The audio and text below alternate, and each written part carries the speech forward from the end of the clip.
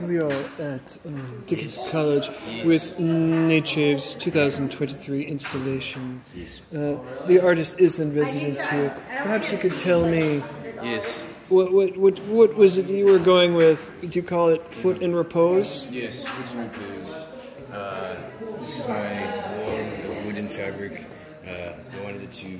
Initially, I started doing these. I started to do these pieces of fabric on driftwood because I loved the canvases. I love that driftwood could be a canvas itself, and then I could kind of wrap it with fabric, wrap it with these rapidly found sheets and old linens and all these other pieces of cloth and predominantly cotton, polyester, what have you. But I started to play around with wrapping the driftwood and then wiring back down at it. And I really loved brazing through the driftwood and then creating all these layers beneath it. Because the main reason I really loved working with driftwood is that it was kind of this passage of time, and that all the driftwood spent a lot of time in the ocean and got beaten and battered down, and all the edges got really worn out and worn down. So it creates these soft kind of curves to them. And within this is I can't take the name from off just yet. But this is a piece of driftwood here. You can tell because it's a little bit thicker than some of the other ones that are thinner. But I love the. Sorry.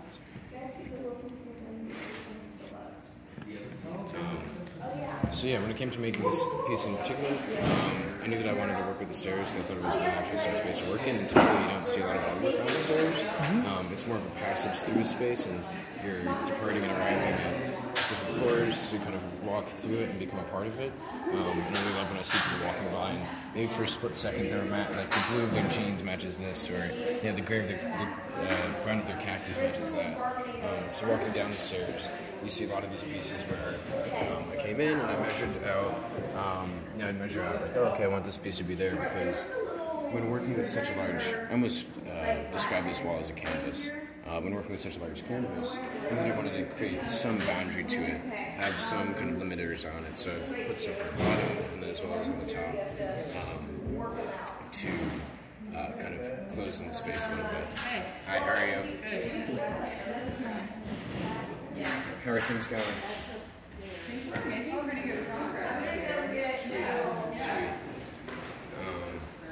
So anyway, walking down the stairs, these are all different pieces of, like I said, plywood fabric on top of it. This is one of my first kind of explorations into it. This is when I was having fun on the sewing machine, so I created these different shapes that I added on to the top of it before I layered them on. But at this point, I wasn't really experimenting with wearing away at it. I was. I'll wait for your picture. No, go ahead. It's a video. You're all set. So I slowly started. I worked my way away from that, and then a little bit more towards the wearing through it. Because I don't know. To me, it was a cathartic process. It was like an act. It was like, I want to call it like abstract painting, but abstract painting is more so about the act of producing than the actual painting. Like Jackson Pollock, there's a bunch of splatters and stuff, but it's more so about that. The means of producing it. So when it came to producing these, I saw the work as a part of, as a large part of the actual piece itself. Anyway, I've been yapping out for a few minutes now, but just one. We have one more piece down here. So is there a title to the show? So the title was Mind the Gap.